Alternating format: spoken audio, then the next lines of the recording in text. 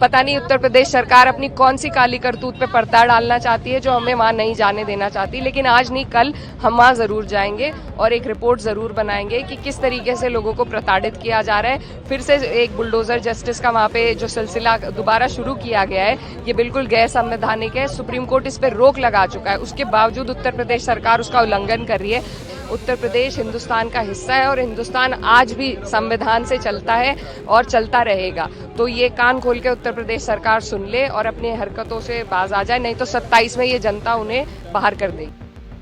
I love Mohammad campaign को लेकर अब यूपी में सियासत गर्माती जा रही है। उत्तर प्रदेश गाजियाबाद बॉर्डर पर भारी संख्या में नेताओं की भीड़ नजर आई। साथ ही पुलिस नेताओं के काफिले को आगे बढ़ने से रोकती दिखी। वहीं सपा नेता पुलिस के इस रवैये के लिए उससे भिड़ते दिखे।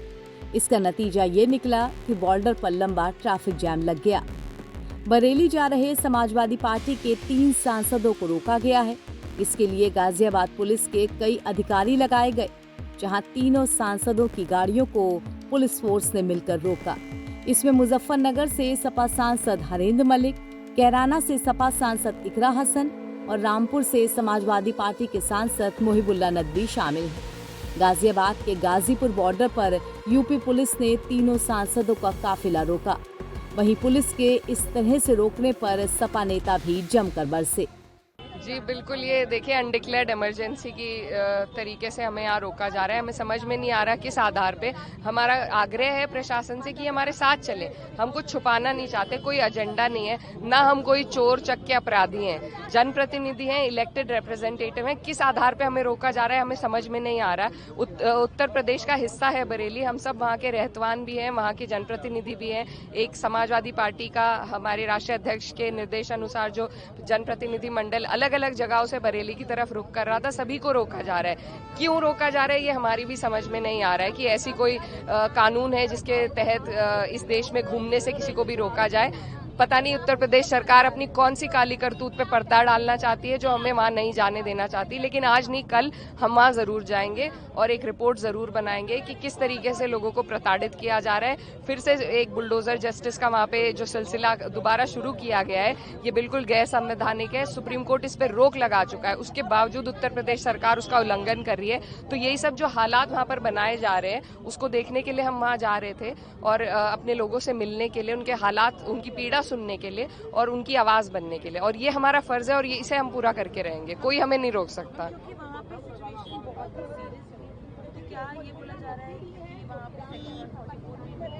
मैम, हम लोग कोई आतंकवादी नहीं है, हम अपराधी नहीं है, हम चोरों चक्के नहीं है।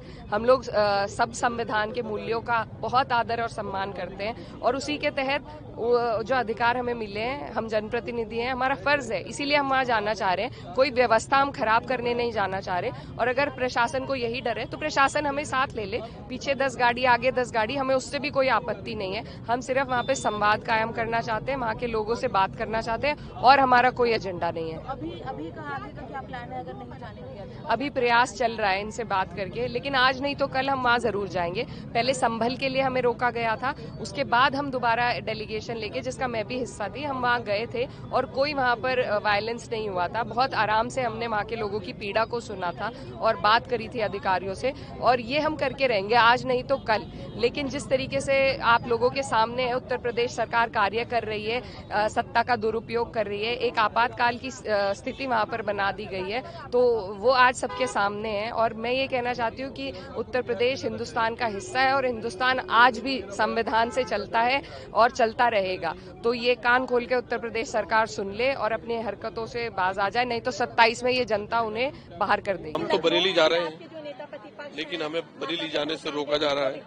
ये भी असंवैधानिक काम है, क्योंकि कहीं पर भी जुल्म में, किसी जगह पर भी जुल्म होता है प्रशासन द्वारा, तो मजलूमों के हक में, दर्दमंदों के हक में खड़ा होना, ये कॉन्स्टिट्यूशन ने हमें इख्तियार दिया है कि हम उनकी पीड़ना को, उनके दुखों को जाने और उसका हल करें संविधान के मुताबिक, कानून के मुताबिक।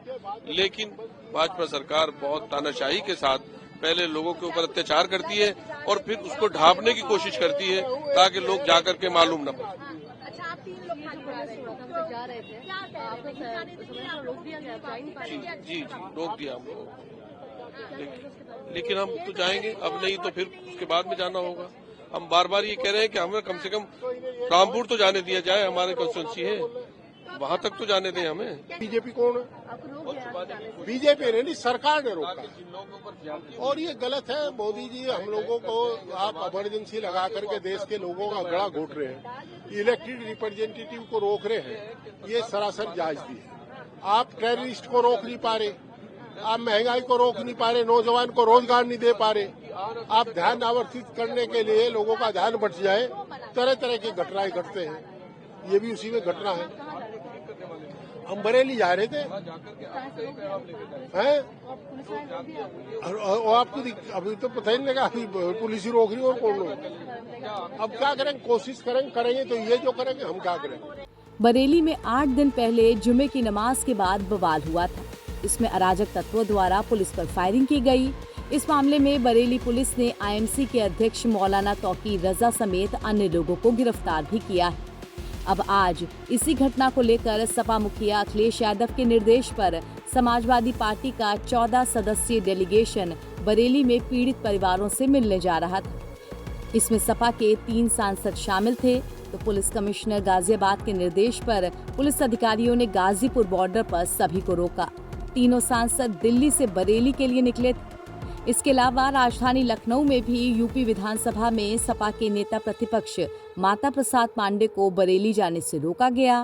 प्रशासन ने सुरक्षा कारणों का हवाला देते हुए उनके जाने पर रोक लगाई और लखनऊ स्थित उनके आवास पर पुलिस फोर्स तैनात की गई। नवभारत टाइम्स की रिपोर्ट।